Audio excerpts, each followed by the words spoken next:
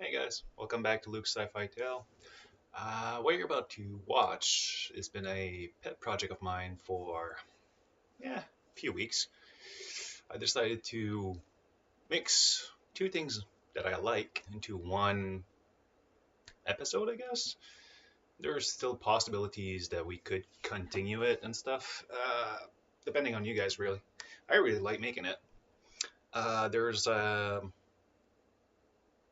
forget it. You'll hear it. So, if you guys like, share and subscribe. Don't be shy. Thanks.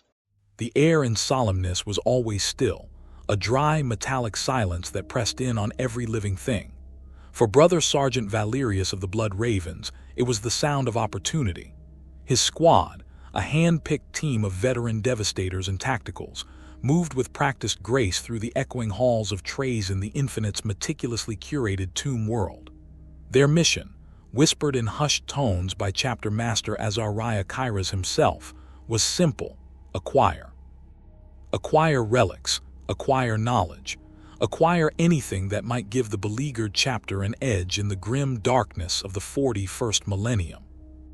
Valerius, a mountain of ceramite and faith, his right pauldron bearing the stylized blood drop of his chapter, surveyed a vast chamber filled with static displays. Here, a Cetan phase sword hummed with barely contained energy. There, a preserved specimen of a Krork encased in stasis. But his gaze was drawn to a dais in the center, upon which rested a single, unassuming artifact. It was a sphere, crafted from a shimmering, iridescent material that seemed to drink the light.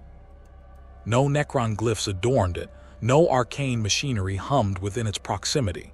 It simply rested. Brother Sergeant Vox Tactical Marine Kalis, his bolter held at the ready. Trazyn's defense protocols are remarkably subdued in this sector, almost inviting.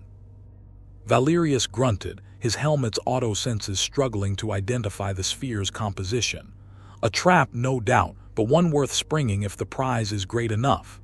He advanced, his heavy boots echoing in the cavernous space.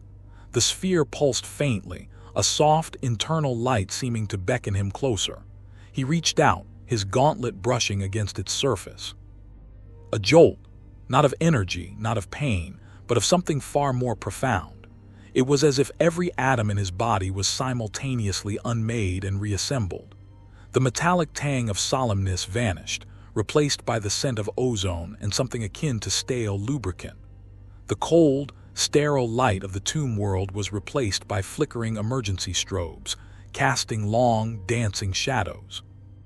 Valerius stumbled, his power armor heavy and alien on an unyielding metal deck.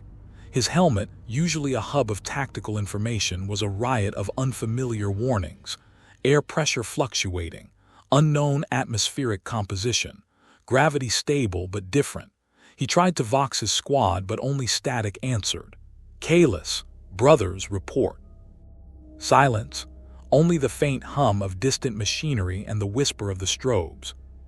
He was alone. The Blood Raven pushed himself to his feet, his bolter snapping up. The chamber he found himself in was vastly different from anything he'd ever seen. It was a hangar, but one scaled for something immense.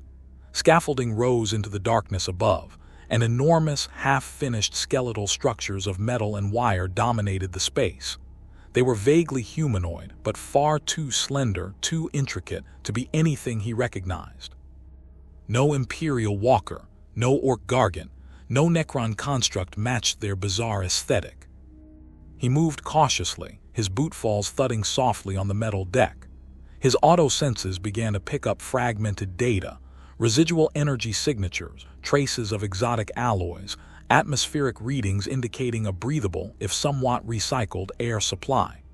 The station was clearly abandoned, adrift in the void. Dust motes danced in the weak light, testifying to years, perhaps decades, of disuse. Valerius's training, centuries of it ingrained in his very gene seed, took over. First, establish security. He checked his bolter, the familiar weight a small comfort. Then assessment. What was this place? Where was he? Most importantly, how did he get here and how could he get back? He made his way to a control console, its screens dark and dusty. With a surge of power from his armor's auxiliary systems, he forced a flicker of life into one of them. Garbled symbols, completely alien to his auto-translator, swam across the display. He cycled through various interfaces, trying to find a language he understood, any reference point. Nothing. No High Gothic, no Low Gothic, no Orc glyphs, no Eldar script. "This is unprecedented," he rumbled, the words feeling strange in his throat. He spent the next few days, or what he perceived as days, systematically exploring the derelict station. It was massive, a sprawling metallic leviathan clearly designed for starship construction and maintenance. He found crew quarters, laboratories, vast workshops filled with specialized tools he couldn't comprehend.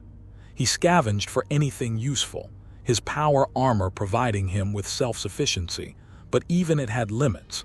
He needed to understand this place. In one of the larger design labs, he found schematics. Holographic projections flickered to life as he bypassed their power systems, displaying intricate blueprints of the humanoid machines he'd seen in the hangar. They were called, according to the alien text, Gundams. He traced their lines, saw the placement of exotic thrusters, the complex joint systems, the energy conduits that snaked through their limbs. These were not primitive war machines.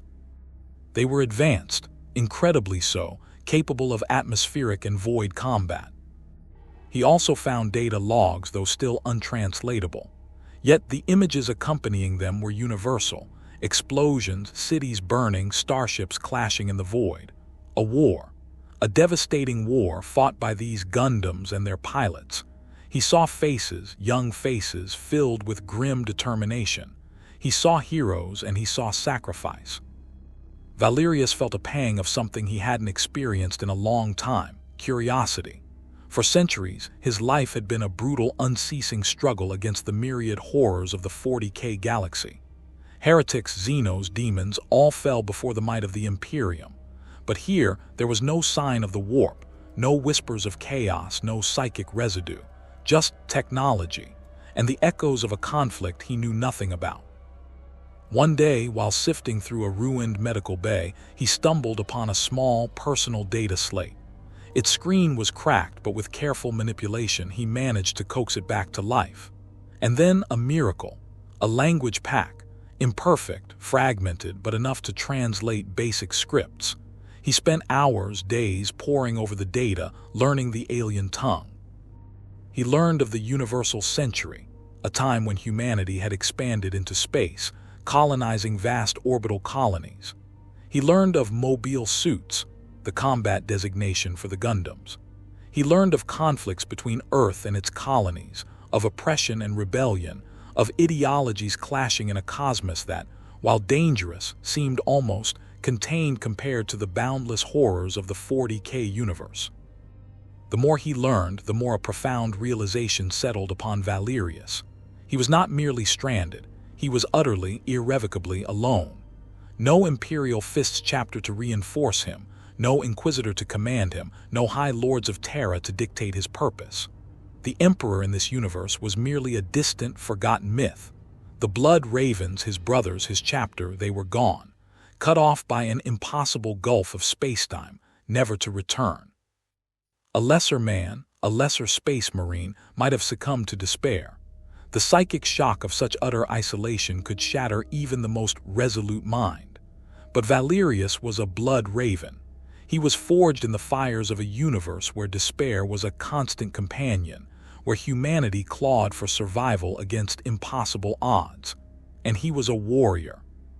He stared at his reflection in a polished metal plate, the iconic crimson of his armor, the winged skull on his chest, a symbol of the Imperium, a symbol of a bygone age in a different reality. "Very well," he rumbled, his voice echoing in the silent station. "If I cannot return, then I must adapt." His purpose was always to protect humanity. Even if this humanity was different, even if their struggles were alien, the principle remained.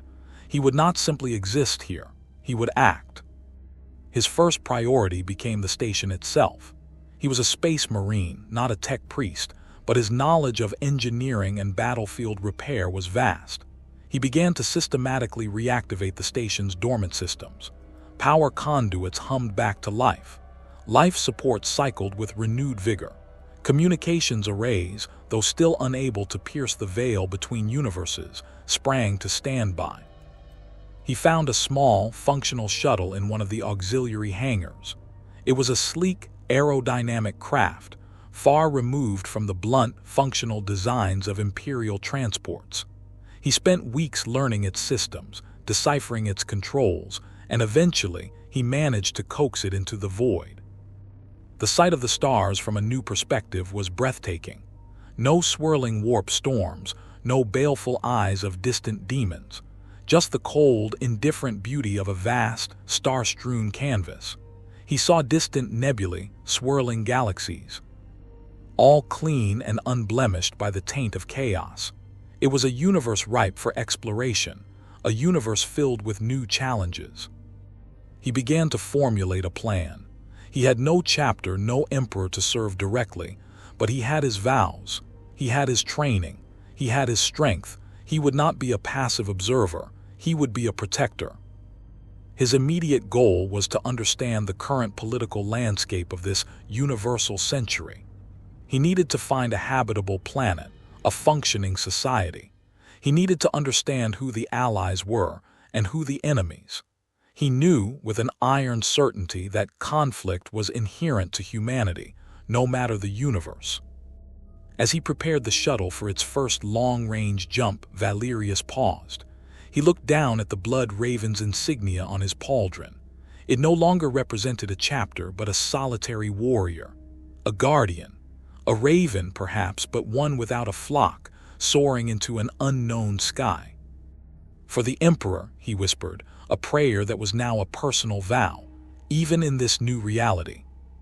The engines of the shuttle ignited, a soft hum reverberating through the abandoned station.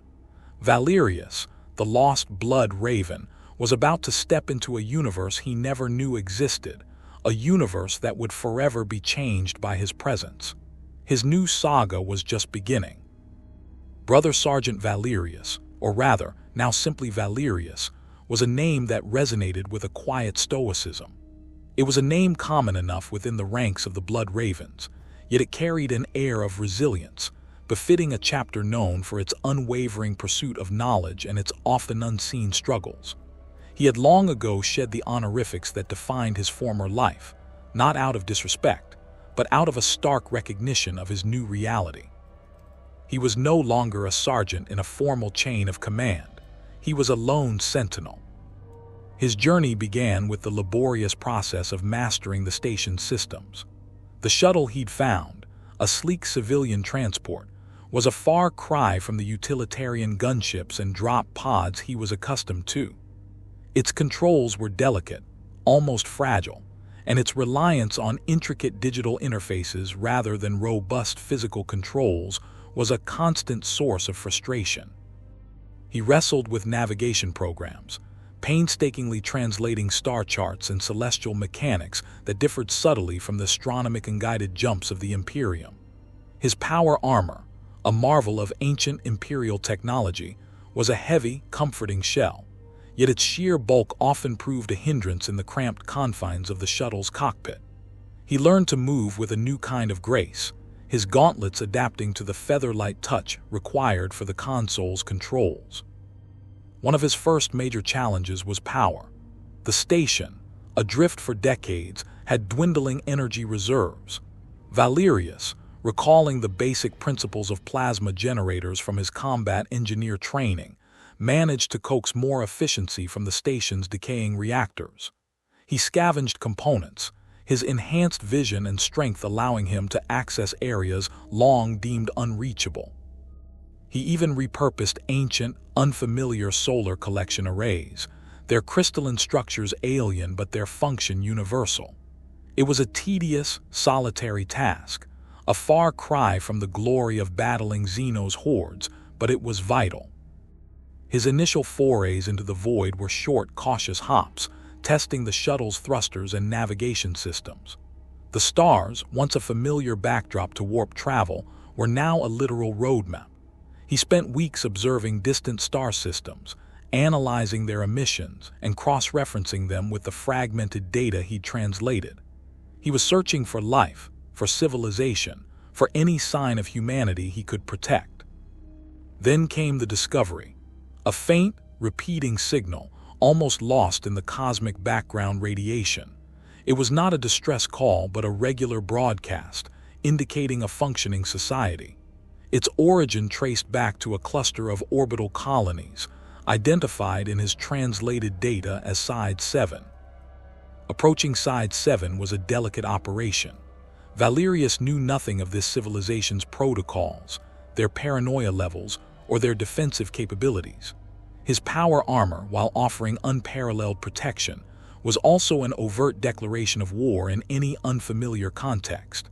He kept the shuttle cloaked, relying on its civilian transponder codes, and approached the colony from a vast distance, observing its traffic patterns and energy signatures. The sheer scale of Side 7 was impressive.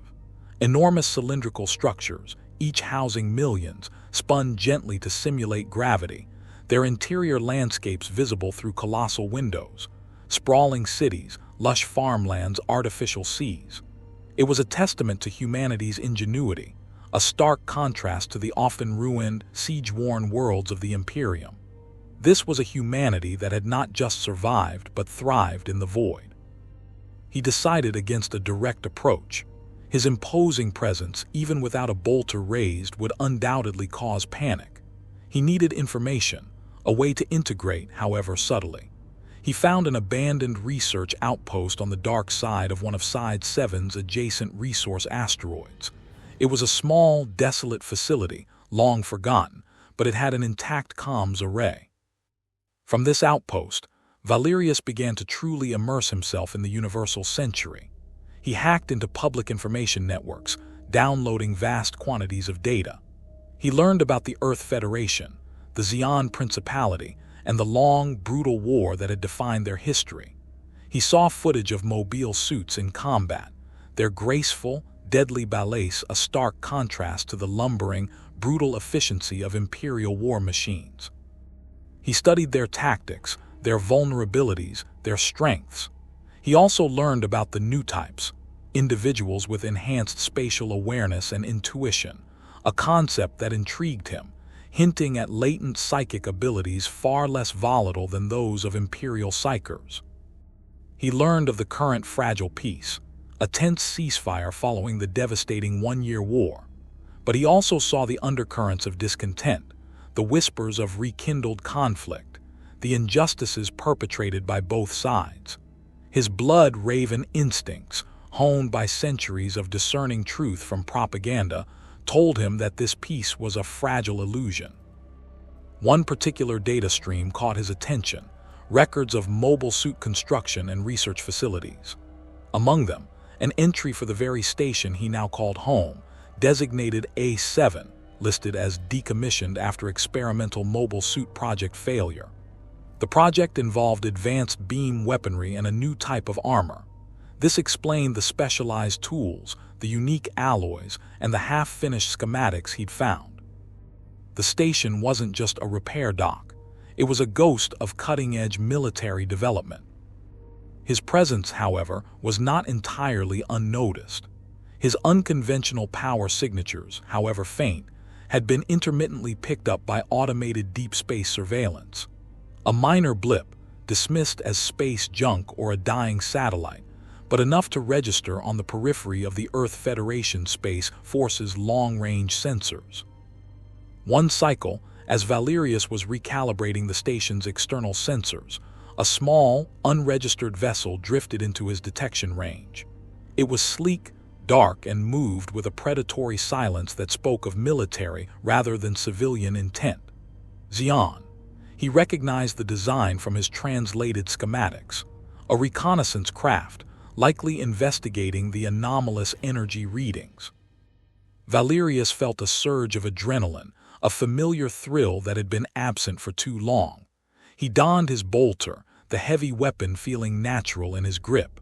His power armor whirred to life, its auto senses locking onto the approaching craft. This was it, his first real encounter in this new universe. He considered his options. Confrontation was tempting. He was a space marine designed for direct action. But he was also alone, far from any support. Drawing attention to himself and his heavily armed status would be catastrophic for his long-term goals. He needed to understand the enemy, not merely destroy them. He deactivated his station's external systems, plunging it into deeper silence. He moved through the station's corridors like a wraith, his power armor almost silent on the metal deck. The Xi'an craft docked with one of the auxiliary airlocks, its boarding ramp extending with a hiss. 3 figures emerged, clad in form-fitting black suits, carrying what Valerius identified as energy rifles. They moved with professional caution, sweeping their surroundings with helmet-mounted sensors. They were human, but their gear was alien, their movements efficient, practiced. Valerius melted into the shadows of the vast hangar, his ceramic carapace absorbing the ambient light. He observed. The Xi'an soldiers were thorough. Their patrol pattern systematic. They were searching for something specific, their comms filled with hushed alien whispers. He translated fragments of their chatter. Anomalous energy readings, advanced prototype mobile suit, Federation experimental facility. They were looking for the lost Gundam project. This presented Valerius with a new challenge and a new opportunity. If he could acquire this prototype, understand its technology, he could potentially use it to defend this nascent humanity. He was a blood raven. Acquisition was in his chapter's very blood. As the Xi'an patrol advanced deeper into the station, Valerius made his move. He didn't engage in open combat. Instead, he became a force of disruption. He remotely activated security systems, triggering alarms in distant sectors, drawing their attention away. He sealed bulkheads, rerouting their paths, forcing them to expend energy and time. He became a ghost in the machine, manipulating their environment. He realized the experimental mobile suit project failure, likely referred to the very skeletal frames he'd seen earlier, prototypes that had never been completed, or perhaps were too complex to mass produce. But the Xi'an were clearly looking for more than just schematics. They were looking for the actual components, or perhaps even a fully assembled, hidden unit. His observations paid off. He noticed one of the Xi'an soldiers, a tech specialist, diverge from the others, heading towards a reinforced vault Valerius had previously been unable to access. Inside, the specialist found it. Not a full mobile suit, but a single, pristine limb. A heavily armed beam rifle, clearly designed for a Gundam, along with its integrated power pack. It hummed with latent energy, its construction far more advanced than anything the Xi'an soldiers carried. The specialist's comms crackled with excitement. "I found it, the experimental beam rifle. It's intact." Valerius moved, no longer unseen but swift and decisive.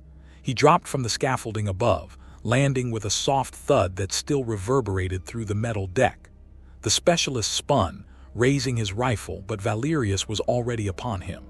A single, precisely aimed blow from his gauntlet disarmed the man and rendered him unconscious. The other 2 Xi'an soldiers, hearing the commotion, rushed back. They found Valerius, standing over their comrade, the beam rifle now held in his immense gauntlet. He leveled his bolter at them, its targeting reticule glowing faintly. "Identify yourselves," Valerius's voice boomed, his auto-translator converting his high Gothic into their tongue, "and state your intentions." The 2 Xi'an soldiers froze, their energy rifles wavering. They had never seen anything like him. A giant clad in ancient, blood-red armor, wielding weapons that defied their understanding, speaking with a voice that seemed to vibrate with untold power. Fear, raw and primal, flickered in their eyes. We are Xi'an reconnaissance," one stammered. "This is a Federation experimental facility. We were sent to investigate." "This facility is under my protection," Valerius stated, his voice unwavering. "Withdraw now, or face the consequences." The soldiers exchanged a terrified glance. They were outnumbered, outgunned, and facing an opponent who seemed to have stepped out of a nightmare. They dragged their unconscious comrade onto their vessel, their retreat swift and disorganized. Valerius watched them go, the shuttle's ramp retracting, its engines flaring to life. He had made his presence known, but not in a way that revealed his full capabilities. He had gained a valuable piece of technology, a weapon that could be reverse-engineered and potentially adapted. And he had sent a clear message. This derelict station was no longer abandoned. He was no longer just learning about this universe, he was acting within it. He was a blood raven, forever learning, forever acquiring, forever defending. His new challenge was not just survival, but integration. He had the mobile suit's beam rifle, a formidable weapon. He had the station, a strategic asset, and he had his unwavering resolve. The universal century might not have known the grim darkness of the 41st millennium, but it was about to learn the meaning of a space marine's unyielding will. His saga had truly begun. Brother Sergeant Valerius, or rather, now simply Valerius, was a name that resonated with a quiet stoicism.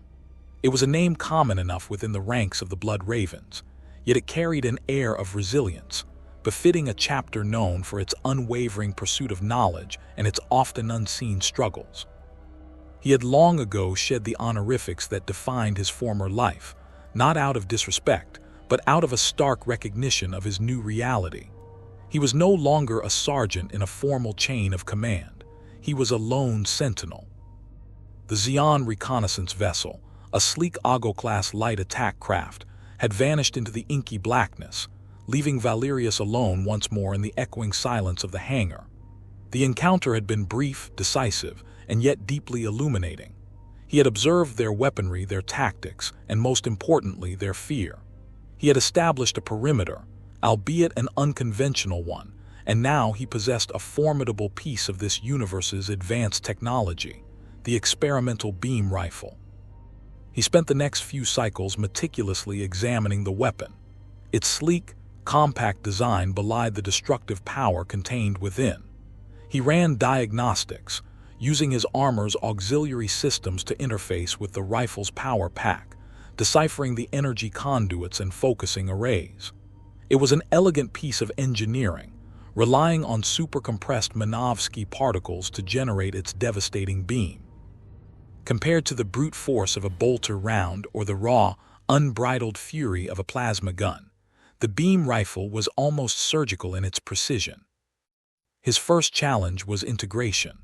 The rifle was designed to be wielded by a mobile suit, its immense power requiring a dedicated energy source and control systems. Valerius, however, was a master of improvisation. He began to adapt a power conduit from his own power armor, a high-yield output originally meant for heavy weapon systems. It was a painstaking process, requiring delicate work with his gauntlets, often removing them to expose his ceramic-gloved hands for finer manipulation. Sparks flew as he rerouted power, the air filled with the scent of ozone and heated metal. His enhanced physiology allowed him to wield the weapon with ease, its weight negligible to his superhuman strength. But the recoil, while managed by the rifle's internal stabilizers, was still considerable. He needed to understand its full potential and its limitations. He rigged a testing range within one of the station's larger, decommissioned cargo bays. The walls, reinforced with multiple layers of industrial plating, barely contained the raw power of the beam rifle. The first shot was deafening, a searing beam of pure energy lancing across the bay, vaporizing a thick section of bulkhead with terrifying ease. Valerius felt the kick, the ripple of energy through his armor, and a grim satisfaction settled over him.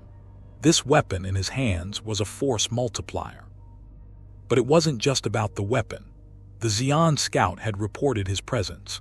It was only a matter of time before they sent something more substantial. Valerius knew the tactics of large-scale military operations.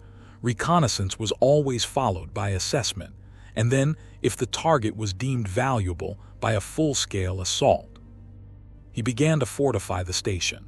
He reactivated dormant automated defense turrets, originally designed for asteroid mining security, and reprogrammed them to target unknown vessels. He rigged explosive charges in strategic choke points, ready to collapse sections of the station to deny entry. He reinforced the main hangar bay, creating hardened positions for himself, anticipating a ground assault. He was building a fortress, a bulwark against the inevitable. His time alone was also spent in contemplation. He had seen the destruction wrought by mobile suits in the data logs. He had witnessed the grim faces of young pilots, thrust into a conflict that often seemed devoid of true heroes or villains, only shades of gray. The Imperium's conflicts, for all their brutality, often had clear lines of good and evil, of demon and man. Here, it was human against human, driven by ideological differences and political machinations. He recalled the words of his chapter master, Azariah Kairas, on the nature of war. Victory is not merely the destruction of the enemy, but the preservation of that which is worth fighting for. In this universe, what was worth fighting for? The lives of the millions on the colonies, the stability of the fragile peace, or was it something more fundamental, the very concept of humanity's survival and progress? Unburdened by the horrors of the warp, his answer came not from a revelation, but from his core purpose as a space marine. He was a protector. He might not understand their politics, their factions, but he understood the value of innocent life and the inherent corruption that festered in the hearts of those who sought to dominate or destroy. The Xeon did not disappoint. A few cycles later, Valerius's long-range sensors picked up a new signature. Not a single scout, but a small task force. 2 Rick-Doms, heavy mobile suits designed for space combat, accompanied by a Musai-class light cruiser. A clear escalation. Valerius moved to his command console, activating all systems. Incoming hostile forces detected, he voxed, instinctively using a command he knew no one would hear. Brace for impact. He made his way to the fortified hangar. The Musai cruiser, a sleek, menacing wedge of metal, held back, launching the 2 Rick-Doms. They were formidable opponents, heavily armored, equipped with powerful beam bazookas and heat hawks. Their mono-eyes glowed ominously as they approached the station. Valerius watched their approach, his auto-senses feeding him real-time data. Their speed, their vector, their weapon signatures. He had learned their capabilities and he had prepared. As the first Rick-Dom closed to within range, Valerius unleashed his first volley, not from his bolter, but from the station's repurposed mining lasers. They weren't powerful enough to destroy a mobile suit, but their sudden, uncoordinated fire caught the Rick-Dom pilot off guard, forcing it to evasive maneuvers. The second Rick-Dom, wary, fired its beam bazooka, a massive energy bolt slamming into the station's reinforced outer hull. Sparks erupted, but the integrity held. Valerius grimly noted the damage. The station wouldn't withstand sustained fire. This wasn't a static defense. This was a guerrilla war fought by a single space marine. As the Rick-Doms began their methodical bombardment of the station's outer defenses, Valerius initiated his next phase. He remotely triggered a series of atmospheric vents, creating sudden, powerful bursts of gas and debris that obscured the mobile suit's vision. He sealed access points, creating a labyrinth of dead ends for any potential boarding parties. He then moved to the shuttle bay, where his transport, now armed with the experimental beam rifle mounted on a specially fabricated gimbal, waited. He had modified the shuttle, reinforcing its hull with salvaged plating and adding auxiliary thrusters for increased maneuverability. It was still a civilian vessel, but now it was a wolf in sheep's clothing. He launched the shuttle, keeping it low, hugging the station's superstructure. The 2 Rick-Doms, focused on breaching the station, didn't immediately register the smaller craft. Valerius vectored hard, bringing the shuttle into a firing solution. "For the Imperium," he roared, a battle cry from a different age as he fired the beam rifle. A searing green beam lanced out from the shuttle, striking the lead Rick-Dom squarely in its arm. The energy shield, a common defensive measure on mobile suits, flared violently, but the sheer power of the experimental rifle overwhelmed it. The arm, along with its beam bazooka, exploded in a shower of superheated shrapnel and plasma. The Rick-Dom reeled, its pilot momentarily stunned. The other Rick-Dom, seeing its comrade crippled, spun to engage.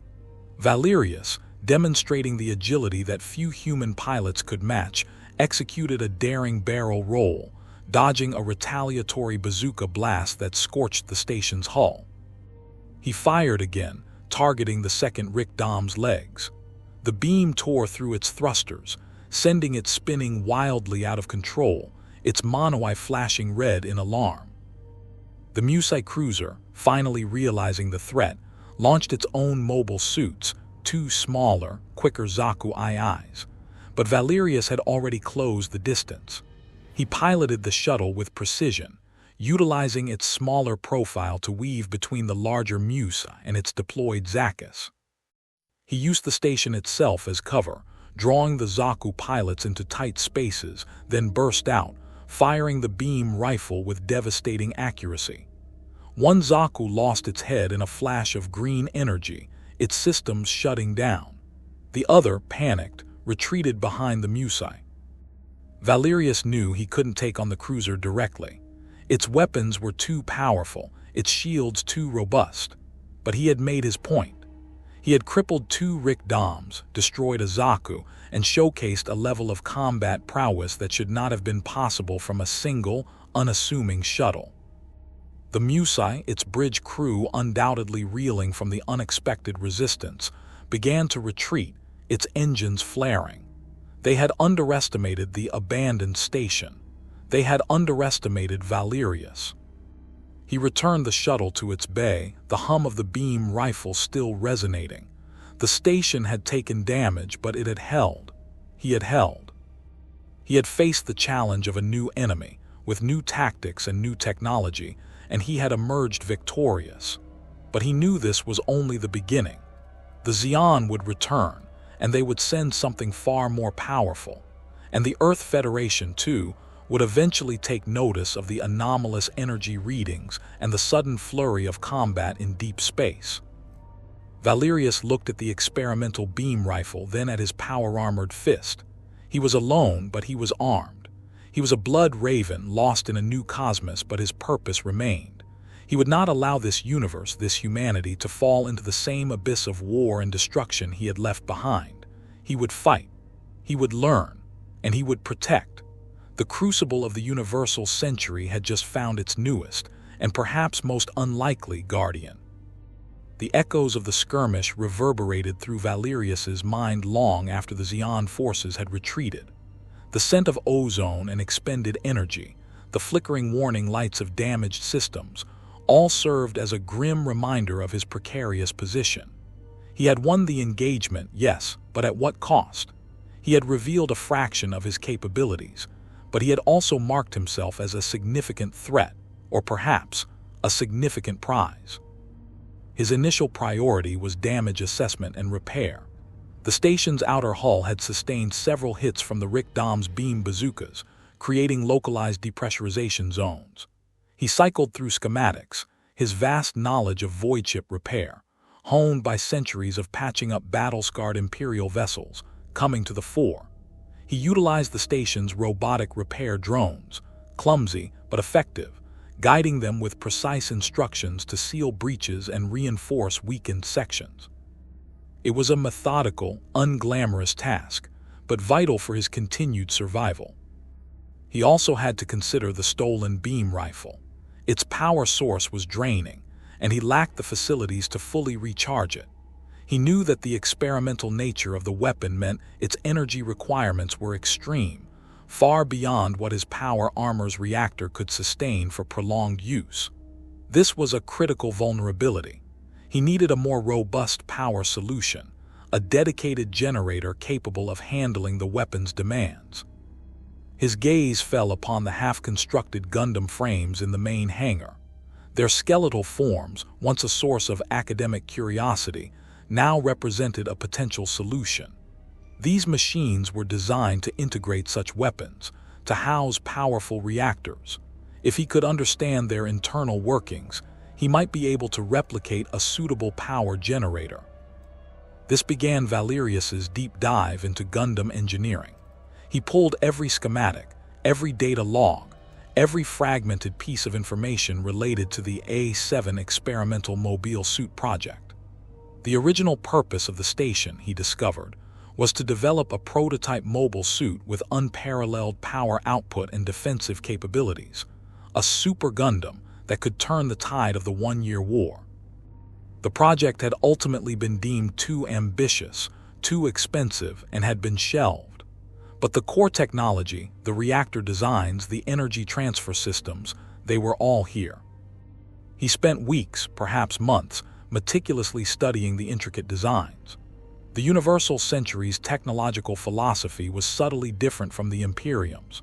Where Imperial technology often relied on ancient, rediscovered SDCs and brute force, the Gundam designs showcased an elegant complexity, a focus on efficiency, maneuverability, and advanced material science. Minovsky physics, the theoretical underpinning of most UC technology, was a new and fascinating field for him, a stark contrast to the warp-based or nuclear fusion principles of Imperial science. He established a rudimentary fabrication workshop, cannibalizing parts from the defunct projects, even melting down sections of the station's internal bulkheads to create new alloys. His superhuman strength and precision, coupled with his ingrained understanding of engineering principles, allowed him to perform tasks that would have required entire teams of tech adepts. He fashioned new conduits, reinforced energy coils, and began to construct a dedicated power generator, a smaller, more portable version of a Gundam's reactor, specifically designed to recharge and sustain the experimental beam rifle. During this period of intense scientific and engineering focus, Valerius continued to monitor the void. The Zeon, as expected, did not forget him. More advanced reconnaissance drones, equipped with stealth capabilities, flickered into and out of his sensor range. He also detected Federation signals, their patrols becoming more frequent, drawn by the lingering energy signatures of the previous battle. He was becoming a nexus of attention, a mystery in the vastness of space. He also found more personal logs among the station's archives, diaries of the scientists and engineers who had worked on the Gundam project. He read about their hopes, their fears, their dedication to creating a machine that would end the war. He saw photos of their families, their dreams for a peaceful future. These were not the faceless masses of the Imperium, but individuals with lives and aspirations. This reinforced his resolve. The completion of the power generator was a moment of quiet triumph.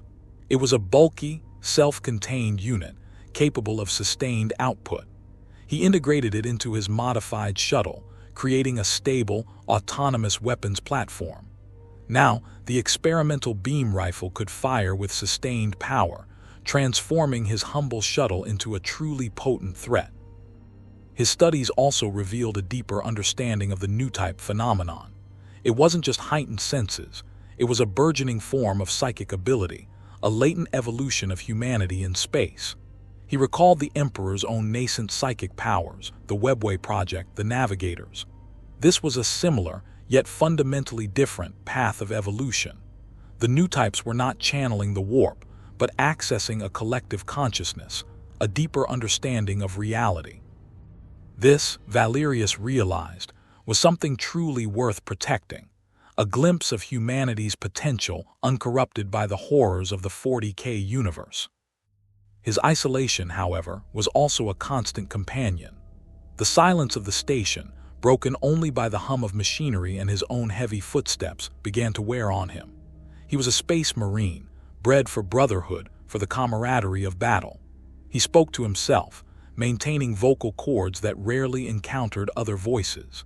He kept a strict regimen of physical training, pushing his already superhuman body to its limits, maintaining the edge that had kept him alive for centuries. He meditated, focusing on the litanies of his chapter, finding solace in the familiar words, even if their meaning had shifted in this new context. One cycle, as he finalized the shuttle's upgrades, a new, more urgent signal breached his comms. It was a distress call, faint but clear. It came from a remote, uninhabited asteroid field, far from any established flight paths. The message was fragmented, but he pieced together keywords. Attack, refugees, civilian transport.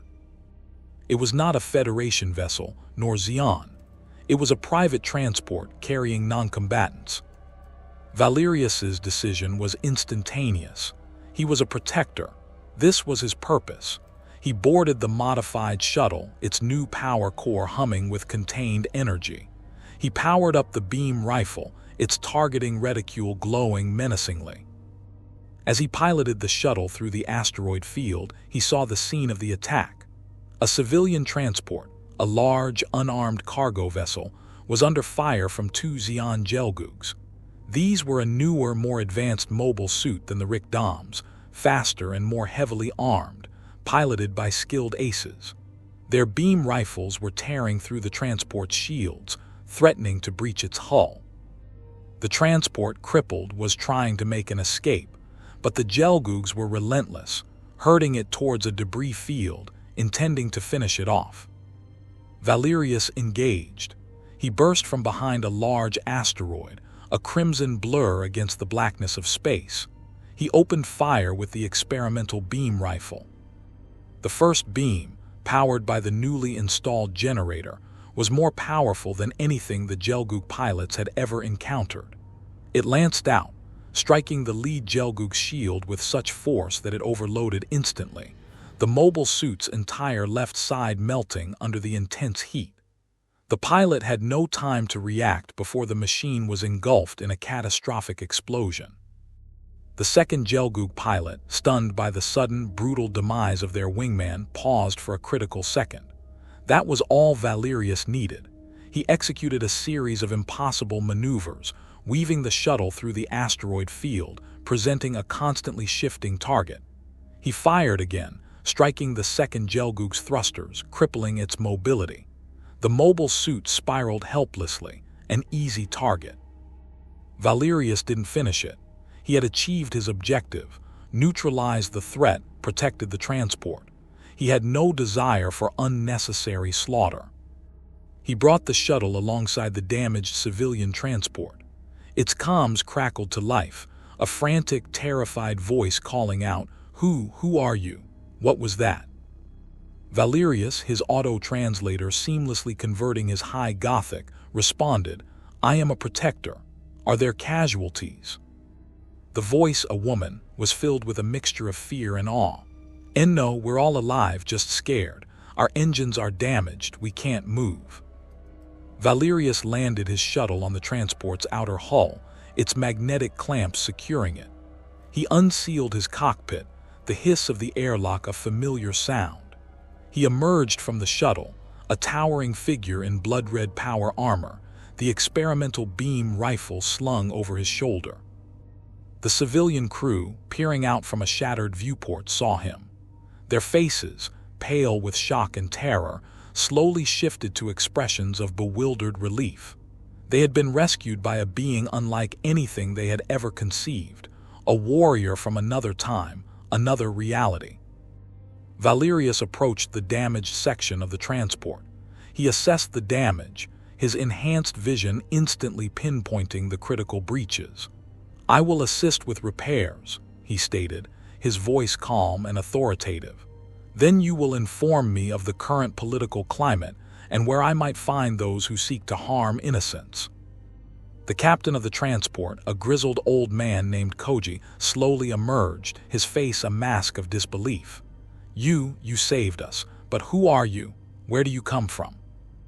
Valerius looked out into the vastness of space, the shattered remnants of the Gelgoogs slowly drifting away. He was still a stranger in a strange land, but now he was also an actor, a force to be reckoned with. "I am Valerius," he declared, his voice resonating with the weight of centuries, "and I have come to fight for humanity." His new reality had presented him with a purpose, a new front in his unending war. He was no longer just a lost space marine. He was a silent guardian, a solitary warrior wielding the forbidden knowledge of two universes, ready to defend a humanity that knew nothing of his origins but would soon know the might of his conviction. The universal century had just gained a new, fearsome, and utterly alien champion. Captain Koji, a man who had seen his share of space pirates and Xi'an raiders, found himself utterly speechless. He stared at the towering figure in crimson armor, a being seemingly carved from myth, whose voice, though translated, carried an ancient authority that brooked no argument. His initial terror slowly gave way to a dawning, almost religious, awe.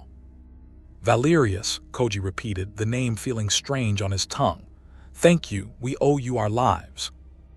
Valerius merely nodded, his helmet's auto senses already scanning the damaged transport. "Show me the extent of the damage. My assistance is predicated on your cooperation in providing information." Koji, still reeling, quickly led Valerius to the breached engine room. The air was thick with smoke and the tang of superheated metal. Valerius surveyed the scene, his internal diagnostics immediately processing the structural failures and energy conduit ruptures.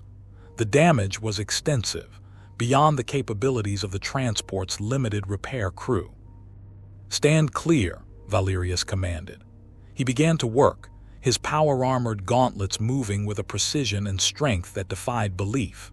He ripped away twisted plating, straightened warped girders with raw force, and rerouted severed conduits with the delicate touch of a master craftsman.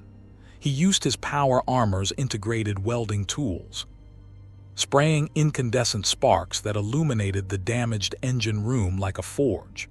What would have taken the crew days, if not weeks, Valerius accomplished in mere hours. He patched the primary reactor core, stabilized the emergency thrusters, and sealed the major hull breaches. The transport, though still showing battle scars, was once again spaceworthy. During this time, the crew watched him in stunned silence, their fear replaced by profound wonder. They had never seen such a display of raw power and skill. Once the immediate repairs were done, Valerius turned his attention back to Koji. "Now," he stated, his voice resonating through the repaired hull, "information. I require a comprehensive understanding of your current conflicts, the factions involved and their objectives." Koji, gathering his wits, began to explain. He spoke of the Earth Federation, a vast, bureaucratic entity that governed Earth and the majority of the space colonies. He described the Principality of Xi'an, a rebellious faction that had broken away from the Federation, driven by ideals of spacenoid independence and a sense of superiority over Earthnoids. He recounted the devastation of the one-year war, the use of horrific weapons like colony drops and nuclear missiles, the millions upon millions of casualties. Valerius listened, his mind cross-referencing this new data with his existing knowledge. The echoes of the Imperium's own history of civil wars and secessionist movements were disturbingly familiar. The motives, however, seemed far more human. No demonic corruption, no insidious Xenos manipulation, just humanity tearing itself apart. Koji also spoke of the current state of affairs, a fragile ceasefire, punctuated by skirmishes and covert operations. He mentioned the rise of extremist factions within both the Federation and Xi'an, individuals who sought to reignite the war. He spoke of poverty, inequality, and the growing resentment between the earthbound elite and the impoverished colonists. "And where do the innocents suffer most?" Valerius asked, his voice low. Koji hesitated, then pointed to a navigation console. "The resource colonies, the asteroid miners, they're often caught in the crossfire, or the refugee convoys like us trying to escape the instability." He also mentioned whispers of a new Federation weapon, a prototype mobile suit being developed in secret, capable of challenging Xi'an's dominance. Valerius processed this. He had encountered such whispers in his own intercepted data. A new Gundam, a symbol of hope or destruction, depending on whose hands it fell into. I require transport to a populated area where I can gather further intelligence, Valerius stated. Your destination will suffice. Koji, now fully committed, nodded. We're heading to Side 1, to a neutral colony known as Eden's Gate. It's a sanctuary for refugees, but it's becoming increasingly crowded and vulnerable. Valerius agreed. A refugee colony, a place where humanity was at its most vulnerable, yet also at its most resilient. It was a logical starting point. The journey to Eden's Gate was uneventful, but it gave Valerius more time to interact with the crew and the refugees. He observed their interactions, their fears, their hopes. He saw families huddled together, children playing quietly, elders sharing stories of a bygone era. He saw humanity raw and unvarnished, a stark contrast to the grim, hardened populace of the 40K Imperium. They were softer, perhaps, but also imbued with a fragile hope, a determination to rebuild and survive. When they arrived at Eden's Gate, the sight was both inspiring and troubling. The colony was a bustling hub, its vast interior filled with temporary shelters, markets, and makeshift communities. Millions of souls, displaced by war, crammed into a space not designed for such numbers. The infrastructure was strained, resources were scarce, and beneath the surface, Valerius sensed a simmering tension. Valerius, his power armor deactivated and covered by a makeshift tarpaulin provided by Koji, remained discreetly within the shuttle as it docked. His appearance would undoubtedly cause panic. He needed to understand the colony's dynamics before revealing himself. He spent the next few days monitoring the colony's public comms, news feeds, and open networks from his shuttle. He learned about the Federation's struggles to provide aid, the Zeon's propaganda attempts to win over the Spacenoids, and the rise of local militias attempting to maintain order. He also heard whispers of corruption within the Federation, of officials exploiting the refugee crisis for personal gain. This kind of political infighting, the exploitation of the weak, the pervasive corruption, it was a cancer Valerius was intimately familiar with from his home universe. One evening, his sensors picked up an anomaly. A small, unregistered vessel bearing Zeon markings had covertly docked at a remote, unsecured access point of the colony. It was a stealth insertion. This was not a reconnaissance mission. This was an infiltration. Valerius immediately armed himself, the experimental beam rifle now a part of his standard loadout. He moved through the colony's maintenance tunnels, a vast, labyrinthine network of pipes and conduits. His power armor, designed for vacuum and combat, was remarkably silent in the enclosed spaces. He tracked the Zeon infiltrators. There were 3 of them, clad in stealth suits, moving with professional efficiency. Their target, a secure data vault, housing critical information on Federation fleet movements and strategic deployments.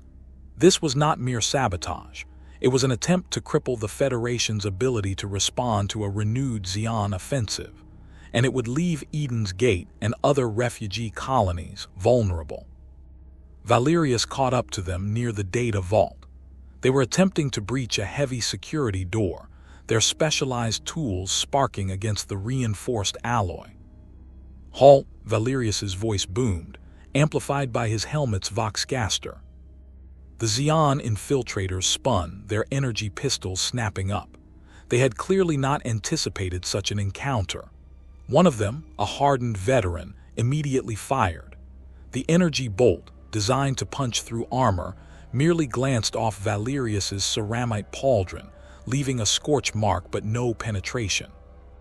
Valerius returned fire with his bolter. The heavy round slammed into the chest of the lead infiltrator, exploding in a burst of ceramite fragments and blood.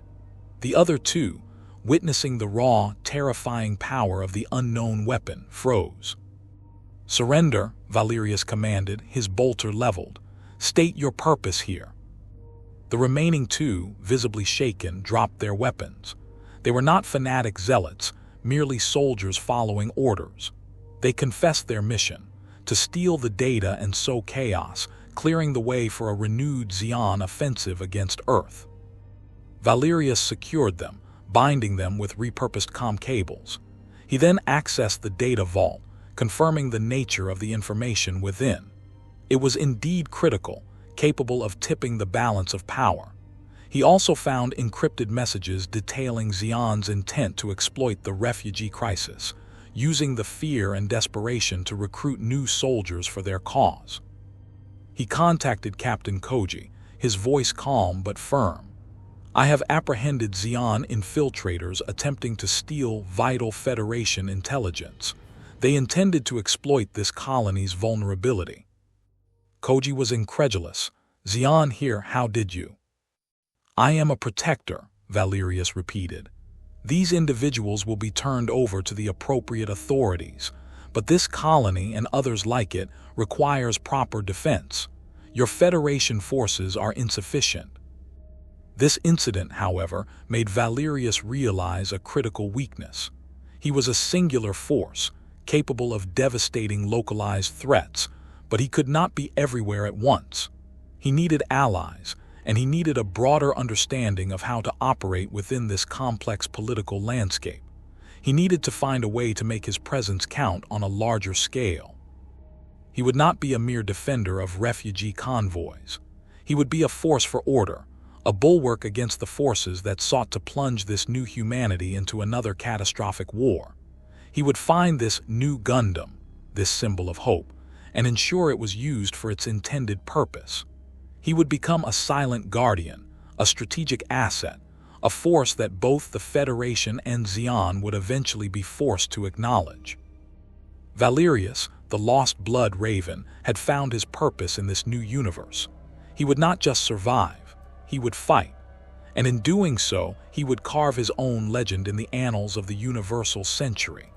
The grim darkness of the 41st millennium had sent a singular, unyielding warrior to light a new flame in a different sky. The apprehension of the Xi'an infiltrators sent ripples through Eden's Gate.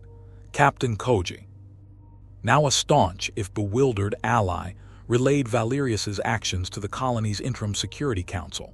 The sight of the two battered Xi'an soldiers, their faces etched with a fear that transcended mere capture, spoke volumes. The council, a mix of former Federation officers and civilian leaders, was astonished. Their security, typically stretched thin, had been completely bypassed, and then a single, unknown entity had solved the problem with brutal efficiency. Valerius, still concealed within his shuttle, declined to meet the council directly. He understood the implications of revealing his appearance.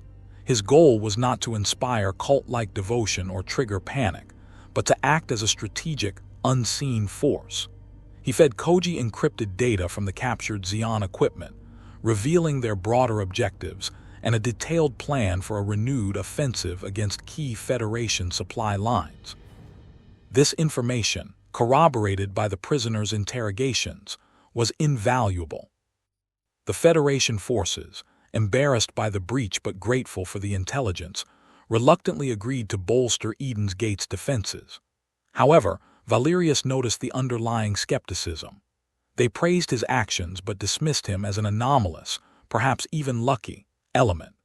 Their ingrained reliance on mobile suits and established military doctrine made it difficult for them to comprehend a single, unassisted warrior achieving such feats. This confirmed Valerius's assessment. He could not rely on existing structures or gain official recognition without causing more problems than he solved. He needed to operate outside the established order, a ghost in the machine of the universal century.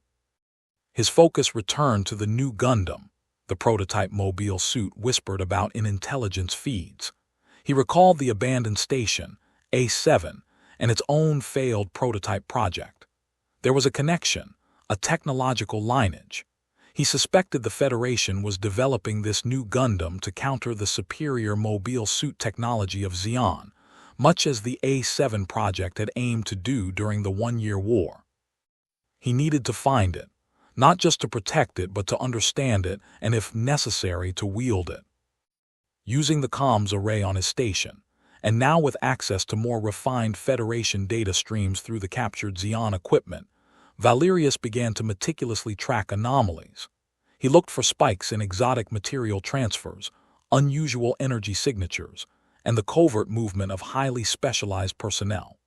It was a painstaking process, but his centuries of experience in intelligence gathering for the Blood Ravens made him uniquely suited for the task. His search eventually led him to a remote, heavily fortified Federation research facility on Side 7, the same colony cluster he had first encountered. This facility was codenamed Project V. The data surrounding it was heavily encrypted, but Valerius, using his own unique blend of alien logic and imperial brute force hacking protocols, managed to glean fragments. It involved experimental Minovsky particle reactors, new armor alloys, and advanced artificial intelligence. All indicators pointed to a new generation of Gundam. He also discovered that Project V was not without its own internal struggles. There were signs of dissent among the research staff, whispers of political infighting, and concerns about the ethical implications of the weapon they were creating. He saw reports of a young, untested pilot, a civilian, assigned to the project. This was a critical vulnerability.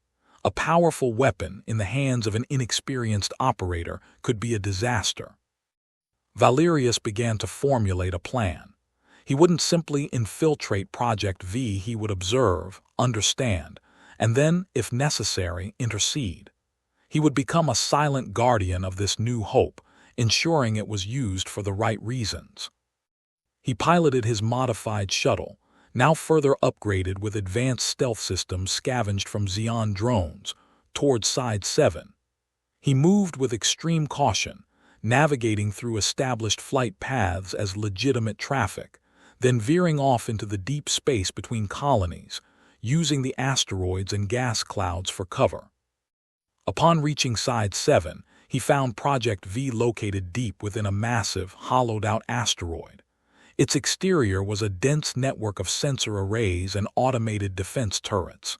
Inside, Valerius's long-range sensors detected immense energy signatures, multiple mobile suits, and something even larger, the new Gundam.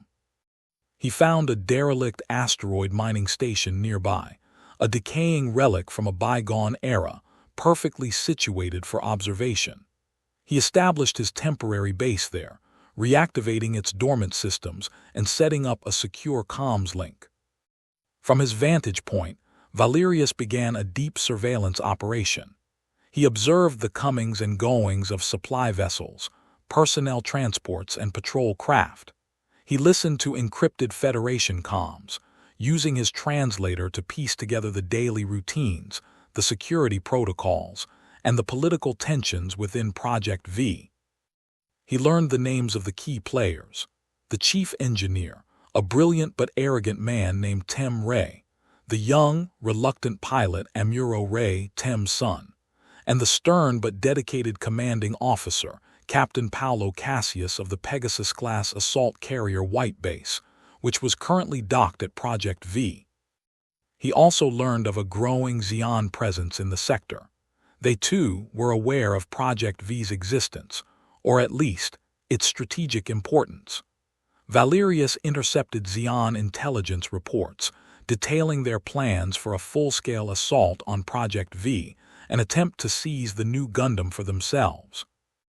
The Xeon forces were led by Char Aznable, the Red Comet, a legendary ace pilot known for his cunning and his Crimson Zaku II. Valerius, having studied the One-Year War, knew Char's reputation. This was no mere skirmish. This was a confrontation with a true combatant, a figure of significant skill and tactical acumen. The stage was set. Valerius knew the attack was imminent. He couldn't risk revealing himself prematurely. His power armor and beam rifle would be effective against mobile suits, but he couldn't single-handedly fend off an entire Xeon task force, especially one led by Char Aznable. He needed to allow the Federation to engage, to draw out the Xeon forces, and then he would strike at the opportune moment. He watched as Char Aznable's task force, consisting of 3 Zaku IIs and a Musei-class cruiser, approached Project V. The Federation's early warning systems, he noted, were slow to react. The element of surprise was almost complete for the Xi'an. The battle began with a brutal ferocity.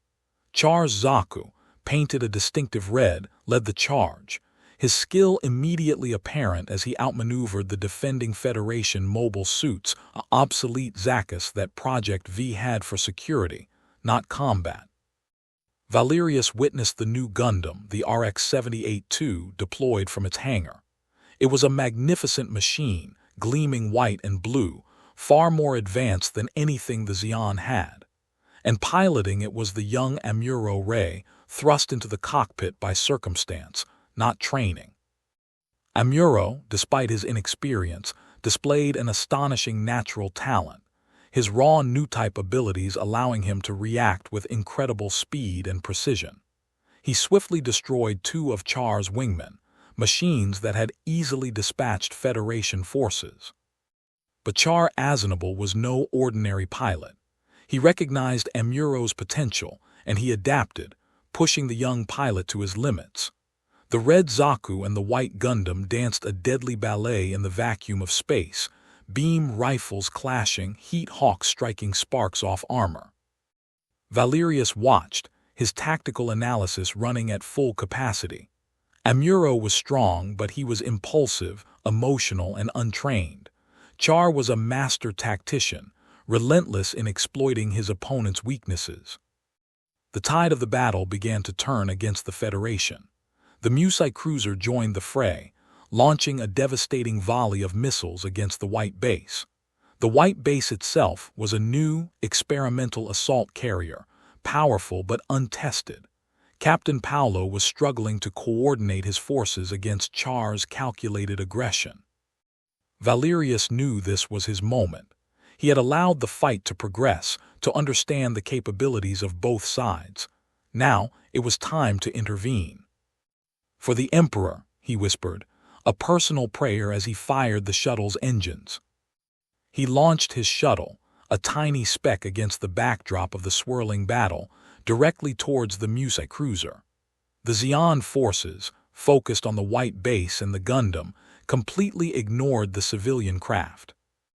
Valerius pushed the shuttle to its limits, his gauntlets manipulating the controls with superhuman dexterity. He closed the distance to the Musai with terrifying speed. He targeted its primary bridge section, the heart of the enemy command. His experimental beam rifle roared to life, a searing green lance of energy piercing through the vacuum. The beam struck the Musai's bridge, utterly obliterating it in a blinding flash of light and superheated plasma. The cruiser, headless and crippled, slowly began to drift, its weapons falling silent. The sudden, inexplicable destruction of the Musai sent a shockwave through the battlefield. Char Aznable, mid-dogfight with Amuro, visibly recoiled, his mono-eye flashing in surprise. Amuro, sensing the shift, seized the opportunity, pushing Char back. Valerius did not linger. He had achieved his objective, neutralized the primary command and support vessel, evening the odds for the White Base and Amuro. He vectored hard, retreating back towards his observation post, melting back into the shadows. The battle for Project V raged on, but the dynamic had fundamentally shifted. Char, reeling from the loss of his flagship, was forced to withdraw, his mission compromised. Amuro, emboldened by the mysterious intervention, pressed his advantage. As Valerius watched the White Base and the Gundam eventually emerge victorious, he allowed himself a rare, grim smile. He had intervened, not as a direct combatant in the mobile suit battle, but as a silent, surgical strike force, influencing the outcome without revealing his full hand. He was still an enigma, a whisper in the void, but the universal century had just experienced its first taste of a blood-raven strategic might. Valerius, the lost space marine, was now fully engaged, and the forces of both the Federation and Xi'an would soon learn that the universe had a new, utterly unexpected variable in its endless equations of war. His saga, intertwined with that of the legendary Gundam, had truly begun. The aftermath of the battle for Project V was a chaotic dance of relief and confusion. The White Base, battered but victorious, retreated from Side 7, carrying the Gundam and its unlikely young pilot, Amuro Ray. Char Aznable, his pride wounded and his flagship destroyed by an unknown assailant, was left to lick his wounds and ponder the impossible. Valerius, from his hidden perch, observed it all.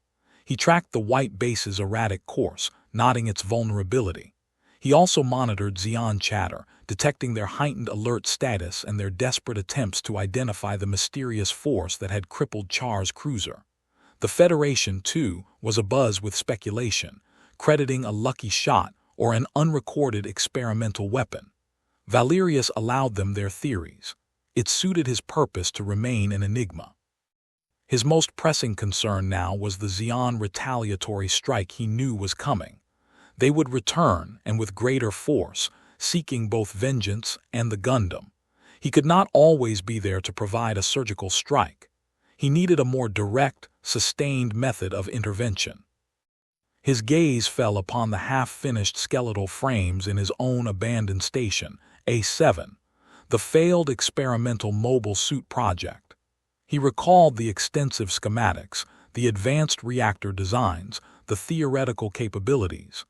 This station wasn't just a place of refuge, it was a potential forge. He descended into the main hangar of A7, his power armor echoing in the vast space. He stood before the largest of the incomplete frames, its internal skeleton a complex web of exotic alloys and power conduits. It was larger than a standard mobile suit, a hulking beast designed for raw power and durability. This was the original Super Gundam, the one deemed too ambitious. "Very well," Valerius rumbled, his voice filled with a new resolve. "If this universe requires a champion, then I shall provide one, and it will be a champion worthy of the Imperium's spirit."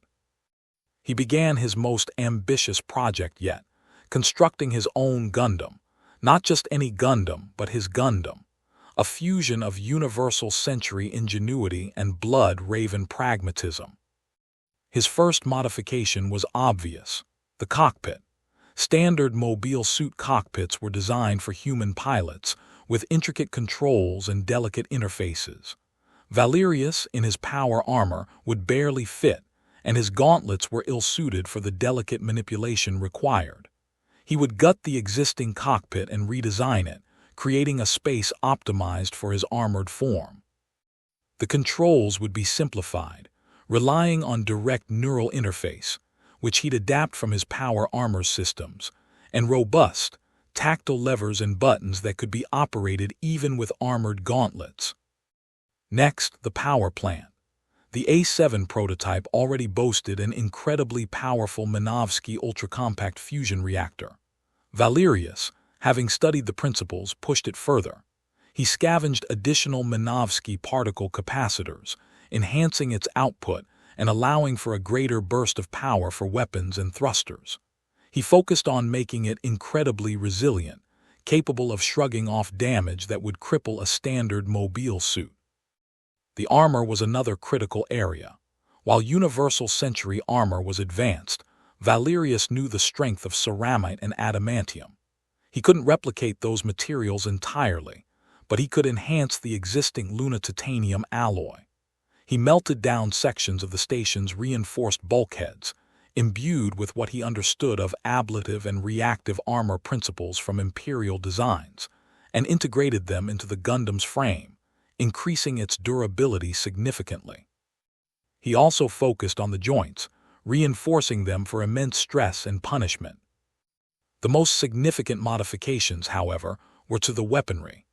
The experimental beam rifle he now possessed would be the Gundam's primary ranged weapon, permanently mounted to its arm and integrated directly into the new power core for limitless energy. But Valerius wouldn't stop there. He designed and fabricated a custom-made, oversized beam saber, far more robust and powerful than anything seen on a standard Gundam, capable of cleaving through mobile suits with terrifying ease. He envisioned it as a tool for rapid close-quarters engagement, a testament to the Space Marine's preference for direct, decisive combat. But a Space Marine's signature weapon was the bolter. Valerius couldn't scale a bolter up to mobile suit size without it becoming unwieldy. Instead, he took inspiration from the devastating autocannons of Imperial tanks. He designed a shoulder-mounted multi-barrel rotary weapon, a heavy auto-beam cannon, that would fire concentrated bursts of kinetic energy bolts, each round far more powerful than a standard mobile suit machine gun, capable of stripping armor and tearing through shields. It was a compromise, a blend of Imperial stopping power and universal century energy efficiency. Finally, the aesthetics. Valerius's Gundam wouldn't be pristine white and blue. It would reflect its true origins. He scavenged red-pigmented alloys and applied them to its primary chassis. The shoulders would be broad, aggressive. The head, while still bearing the iconic Gundam V-fin, would be subtly redesigned to evoke the grim visage of an armored helmet. And on its left pauldron, subtly etched into the red armor, would be the stylized blood drop of the Blood Ravens. It would be a herald of his forgotten chapter, a crimson giant in a world of white devils and red comets. The construction was a monumental undertaking, even for a space marine. Weeks turned into months. Valerius worked tirelessly, sleeping only when his augmented biology absolutely demanded it. He was a force of nature, a one-man forge, welding, fabricating, programming, and testing. He named his creation Astrius, after the Titan god of stars and planets, a fitting name for a machine destined to bring judgment from the heavens. During this time, the war continued to simmer. The White Base in Amuro, now designated as the Federation's Gundam team, became a key asset, constantly engaging Xi'an forces.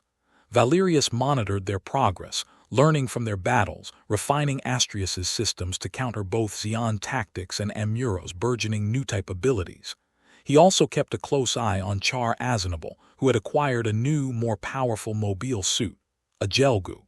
The Red Comet was relentless. Finally, Astrius was complete. It stood in the main hangar, a colossal crimson sentinel, dwarfing the shuttle that Valerius had arrived in.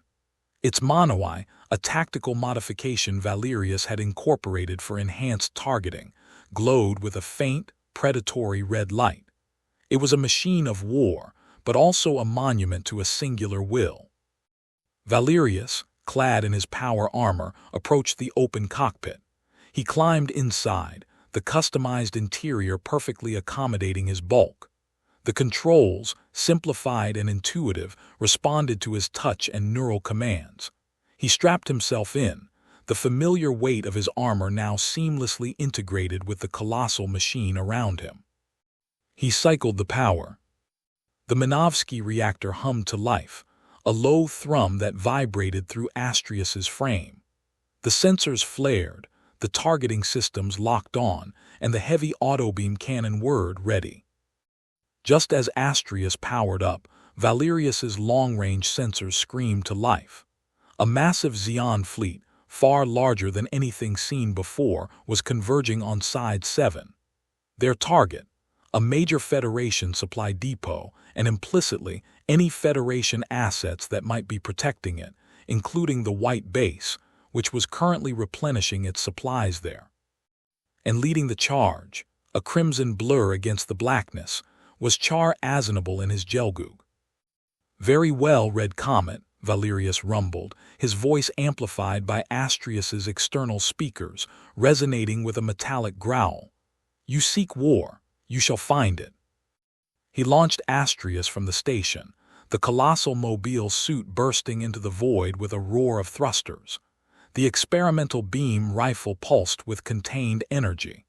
The heavy auto-beam cannon whirred a deadly symphony. Astrius, the Crimson Herald, plunged into the vastness of space, a new force in the universal century.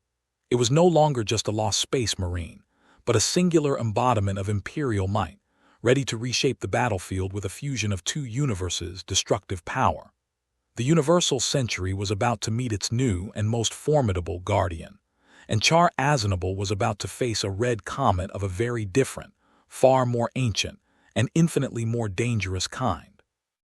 The Xi'an fleet was a predatory swarm, a crescent of Musi cruisers and countless mobile suits converging on the Federation supply depot orbiting Side 7.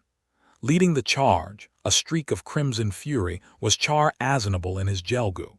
His tactical screen was a blur of enemy signatures, but his focus was singular, the white base and the cursed Gundam. He had tasted defeat by an unknown force once. He would not again.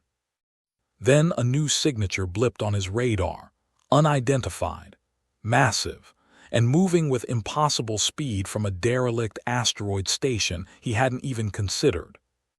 Valerius, within the cockpit of Astrius, felt the thrill of imminent battle surge through him. The controls were extensions of his will, the colossal machine responding with an agility that belied its size. The heavy autobeam cannon spun up, its barrels glowing with contained power. The experimental beam rifle hummed ominously. Zeon forces, Valerius's voice boomed over Astrius's external comms, translated into perfect universal century standard. Disengage and withdraw. This sector is under my protection. A ripple of confusion went through the Zeon fleet. Who was this? What was this new mobile suit? Char, ever the pragmatist, narrowed his mono-eye. An unknown variable, he voxed to his bridge. Do not engage until I assess its capabilities. But Valerius had no intention of waiting. He plunged Astrius into the thick of the Zeon formation, not engaging the Musi cruisers, but targeting the mobile suit screen. The heavy autobeam cannon roared, spitting a torrent of superheated kinetic rounds. The first volley tore through a squadron of Rickdoms. Their shields, designed to deflect beam weaponry, were overwhelmed by the sheer kinetic force and rapid-fire impact. 2 Rickdoms disintegrated in a shower of shrapnel, their internal reactors exploding. Another lost an arm and spun helplessly. The Zeon pilots screamed in their comms, "What is that thing? It's ripping us apart." Valerius continued his assault, Astrius moving with a grace that baffled the Zeon pilots. He weaved through their formations, a crimson whirlwind of destruction. The beam rifle lanced out, a precise strike from the experimental weapon vaporizing a Zaku's head. He spun, bringing the heavy autobeam cannon to bear on another mobile suit, shredding its torso. Char Aznable, watching from a distance, felt a cold dread. This wasn't a Federation prototype. This was something else. Its movements were too precise, its firepower too devastating. He saw the crimson armor, the aggressive lines, the sheer, unadulterated combat prowess. This pilot, he was a master. All units focus fire on the unidentified mobile suit, Char commanded, his voice tight with urgency. Do not let it reach the cruisers. Dozens of Zeon mobile suits, Zakis and Rick Doms, converged on Astrius, unleashing a barrage of beam rifle fire and bazooka shells. Valerius met the storm head-on. Astrius's reinforced armor shrugged off most of the hits, minor scorch marks appearing where lesser mobile suits would have been crippled. The energy shields, adapted from Federation technology but integrated with Valerius's unique power system, shimmered and flared, absorbing devastating blows. Valerius wasn't just deflecting, he was advancing. He activated Astrius's powerful thrusters, surging forward, directly into the heart of the Zeon counterattack. He activated his oversized beam saber, a massive blade of pure energy erupting from Astrius's forearm. He carved a path through the Zeon forces. The beam saber cleaved through a Zaku's torso, splitting it in two. Another tried to get behind him, but Valerius, anticipating the move with his centuries of tactical experience, spun Astrius around, impaling the mobile suit with the glowing blade. The Zeon pilot's last scream was cut short as his machine exploded. Impossible, Char hissed, watching his forces get annihilated. This was not just a powerful mobile suit, it was piloted by a demon. Valerius knew Char would challenge him directly. He could feel the Red Comet's presence, his unique fighting aura, even across the void. Valerius pushed Astrius towards Char's position, his heavy auto-beam cannon clearing a path. Char, a true ace, met him head-on. His Gelgoog was fast, its beam rifle precise. He attacked with a flurry of strikes, aiming for Astrius's joints, its head, its weapon systems, all the vulnerable points of a mobile suit. But Valerius wasn't piloting a standard mobile suit, and he wasn't a standard pilot. He met Char's beam rifle fire with the experimental beam rifle, the two powerful beams clashing in a searing spectacle of light. Valerius's beam, powered by Astrius's enhanced reactor, consistently pushed Char's back, forcing evasive maneuvers. "Who are you?" Char voxed, his voice filled with a mixture of rage and desperation. "Identify yourself." "I am Valerius," the crimson mobile suit responded, its voice a metallic roar, "and I am here to end your aggression." Char, abandoning his beam rifle, drew his beam naginata, a powerful melee weapon. He charged, a crimson blur, intending to overwhelm Astrius in close combat. This was his specialty. Valerius met him. He deactivated the heavy auto-beam cannon and brought up his oversized beam saber. The two crimson mobile suits clashed, beam weapons sparking against each other in a frenzy of light and energy. Char was incredibly fast, his attacks fluid and unpredictable. He darted around Astrius, seeking an opening, delivering glancing blows that would have crippled a lesser machine. But Astrius's reinforced armor held. Valerius, however, fought with the measured, brutal efficiency of a space marine. He didn't waste movements. Each parry, each counterswing of his beam saber was designed for maximum impact, to break Char's guard, to expose a weakness. He allowed Char to press his attack, absorbing the blows, learning the rhythms of his fighting style. Then he struck. As Char executed a sweeping slash, aiming for Astrius's leg, Valerius pivoted with unexpected speed. He deflected the naginata with his beam saber, locking their weapons. With his other hand, Valerius ignited a wrist-mounted secondary beam saber, a smaller, tactical weapon he had added for close-quarters emergencies. He plunged the secondary beam saber directly into the Gelgoog's shoulder joint. Char screamed in pain and fury as the energy blade melted through the armor, severing critical systems. His Gelgoog reeled, its right arm crippled. Valerius didn't press the kill. He had crippled the threat. He pulled Astrius's beam saber away, leaving Char's Gelgoog drifting, smoking, its mono-eye flashing red with distress. "Withdraw, Asinable," Valerius commanded. "Your forces are broken. Your aggression ends here."